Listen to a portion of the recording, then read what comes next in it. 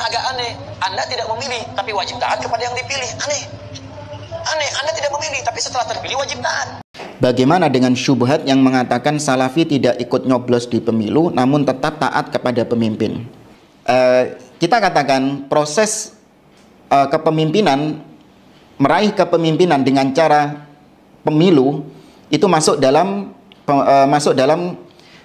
istilah at-taghallub. Ya, at-taghallub yaitu seorang yang meraih kekuasaan dengan cara yang tidak syar'i. Cara yang syar'i kemarin sudah kita sampaikan, yang pertama dengan istikhlaf, misalnya dari pemimpin sebelumnya sudah menunjuk pemimpin yang setelahnya, atau dikenal dengan istilah putra mahkota, atau dengan cara musyawarah yang hanya dihadiri oleh ahlul hilli wal aqd. Itu yang syar'i, baru kita dukung. Tapi kalau yang nggak syar'i seperti kudeta, ada satu orang, dia ini punya kekuatan militer, punya pendukung fanatik yang banyak, dan punya persenjataan yang lengkap.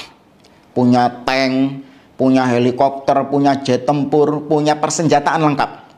Kemudian dia menyerang pemimpin presiden yang ada sekarang, ya dipaksa untuk lengser, kalau enggak diperangi dia. Dan terjadi peperangan untuk mendapatkan kepemimpinan itu. Nah, kita nggak boleh ikut-ikutan masuk ke dalam konflik tersebut. Ya, kita ikut perang juga untuk melengsarkan pemimpin yang ada. Enggak, ini cara yang tidak syar'i. Kemudian setelah pemimpin ini yang tadi kita katakan punya kekuatan besar, kekuatan militer yang besar, kemudian dia berhasil mengalahkan pemimpin sebelumnya, meraih kekuasaan, maka kita wajib mendengar dan taat. Kenapa kok bisa demikian? Tadi dalilnya. Nabi SAW mengatakan, alaikum bittaqwallah wassam'i wa ta'ah wa in ta'ammara alaikum abdun habasyi. Kalian wajib bertakwa kepada Allah, mendengar dan taat kepada pemimpin, meskipun yang memimpin kalian itu orang yang gak syar'i mendapatkan kepemimpinannya. Siapa itu? Nabi mencontohkan abdun, seorang hamba. Seorang hamba itu mendapatkan kepemimpinan, budak ini mendapatkan kepemimpinan pasti dengan jalur yang gak benar, yaitu dengan cara dia lari kabur dari majikannya misalnya, atau dia membunuh majikannya misalnya, supaya dia bisa mendapatkan kekuasaan. Nggak benar caranya. Kemudian yang kedua, syarat seorang mendapatkan kepemimpinan yang syar'i, dia harus dari bangsa Quraisy.